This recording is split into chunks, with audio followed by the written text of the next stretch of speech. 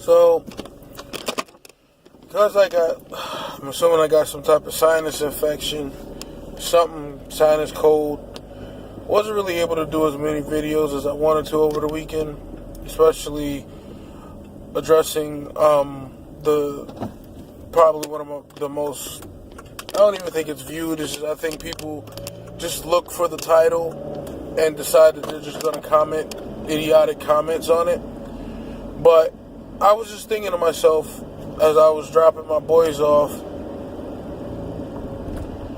like, do black people seek out misery and just negative things?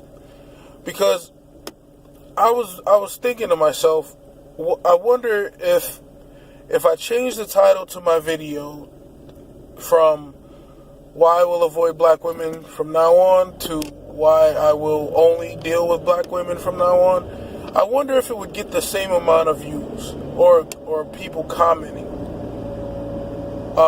Because I think at this point, people aren't even watching the video. They're just simply commenting off a title. And they don't understand that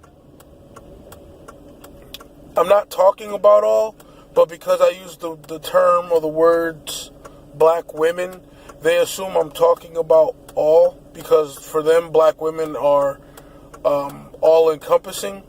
And I always bring to their attention that if that's the case, if what you say is true, and I'm talking about all black women, then you should be equally offended at all the black women who, over the past 30 to 40 years, went on talk shows and did not say a specific black man. They said black men ain't shit. Black men don't take care of their kids. Black men are down low gay. Black men are broke. They didn't go up there and specify a specific black man that they were dealing with or the group of black men that they dealt with. They went up there and spoke on it as if they have dated every single black man. Now, the logic that I use is that I knew in my heart when I heard this, I hate this thing. Like, it used to set up perfectly. Now the damn thing keeps turning every time I turn the car. But when I was growing up and I heard this, I used to take a look in the mirror and I would say, okay, this is what they're saying, but how does that apply to me? Because, see, unlike them, I was actually listening to what they were saying. And what they were saying was, from their experiences, black men aren't this. Well, I said to myself, well, at the time I was only probably, a young teenager, so I was like, there's really only so much I could do at that point.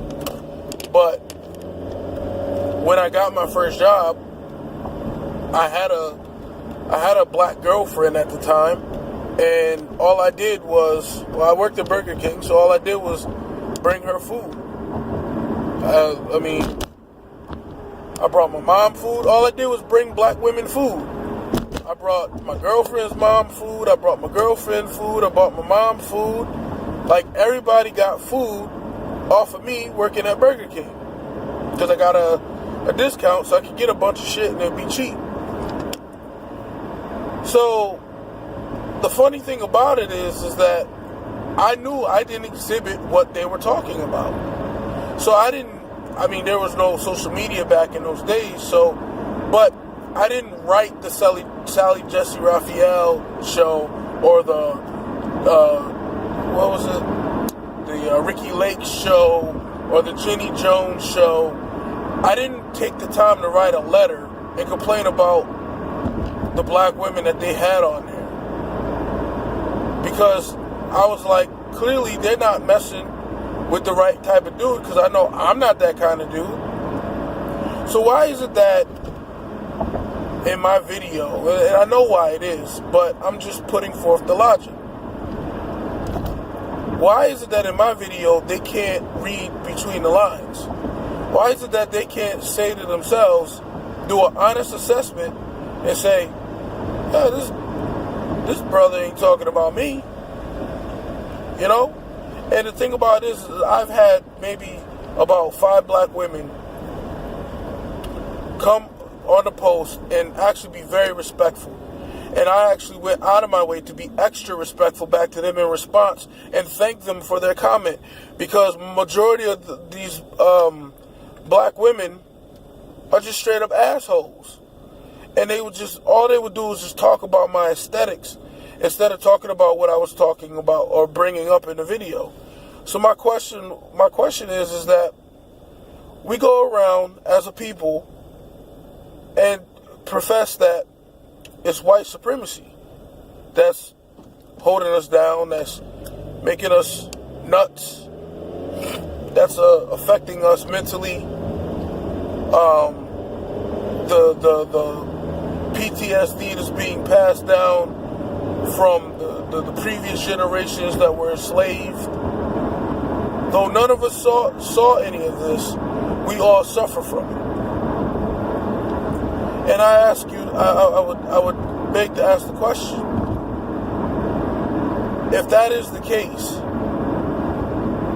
and I tell you this much, I've told the story about my grandmother and my great-grandparents who were sharecroppers, and what happened to what whites did to their prize mule. So much so that they sent my grandmother up north because of the overt racism in Greeleyville, South Carolina, back in those days. Why is it that, is there something wrong with me? Because my grandmother predominantly raised me, because my mom worked 2 jobs. I spent majority of my time around my grandmother. But you know what my grandmother didn't do that a lot of black females do? At least not until the end of her life. But when I was young, she never complained about what she went through. She never professed to be a victim of the racism that she experienced. And I think to a degree that helped me not make excuses if I do fail. I'm not going to sit up there and just blame white people because I didn't get a job or I got fired or whatever the case may be. So, is it a choice that we pass this stuff down? Because I don't think we necessarily have to pass this stuff down. See, my thing is this, and I kind of mentioned it on my last video. I'm not here to deny history. I'm not here to prove history. I'm saying let's learn from it and let's move on.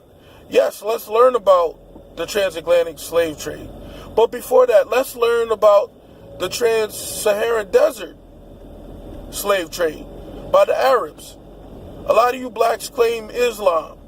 These were the main people putting your behind in shackles and selling you off to the so-called European. So let's really, if we're going to go into history, let's not cherry pick it. Let's go into the whole history. Let's talk about how the Arabs enslaved blacks, and until this day, even in Libya, going through and snatching up blacks and putting them in the slave trade in the Middle East. So let's not pick and choose. If we're going to sit up here and blame white supremacy for a lot of our problems, we also need to blame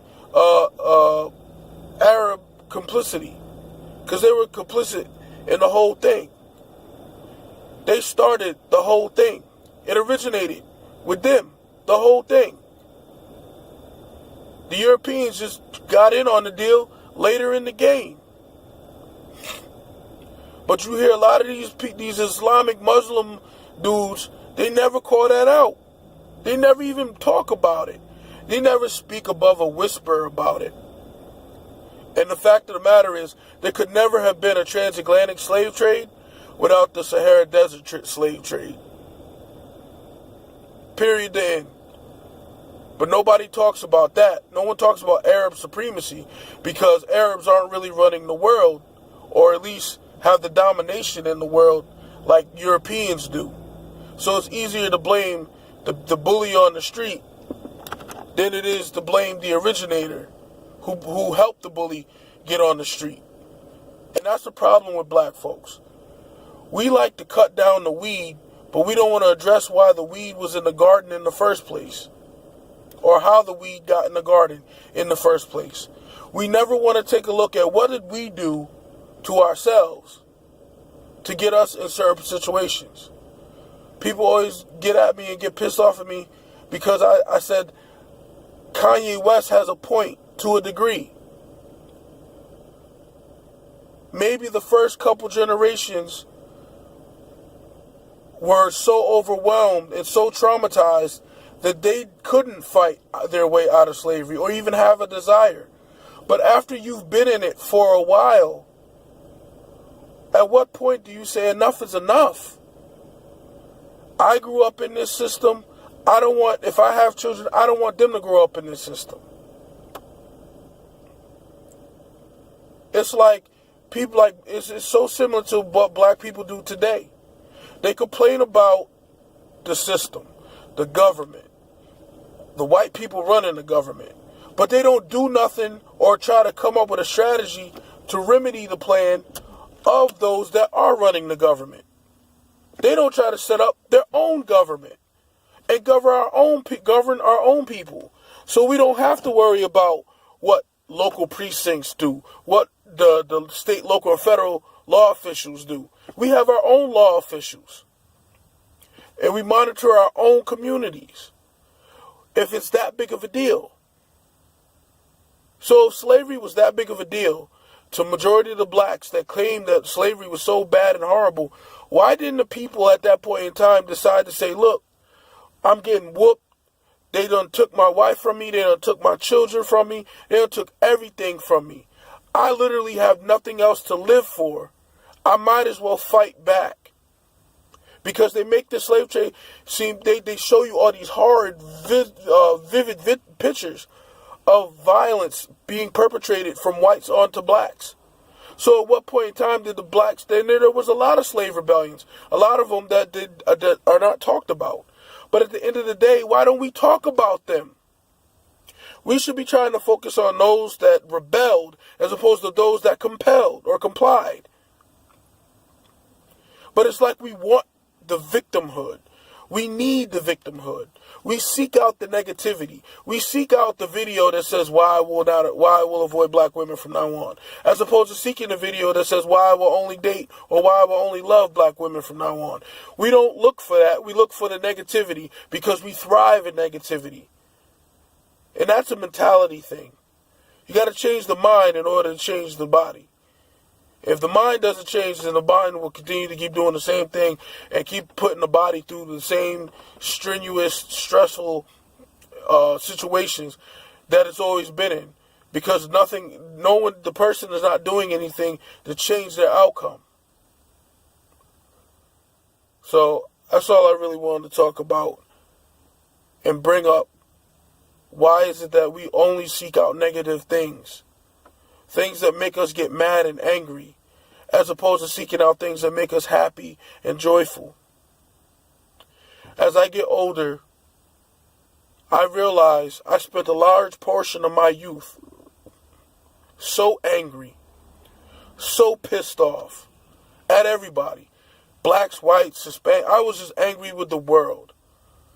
I lost out on 9 years of my life that I can never get back because I spent from age 12 to age 21 simply being angry at everybody because of shit that my father did to me.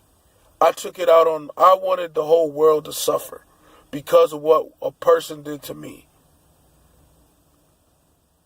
And that's what I think we need to really put into scope. How many people were actually doing the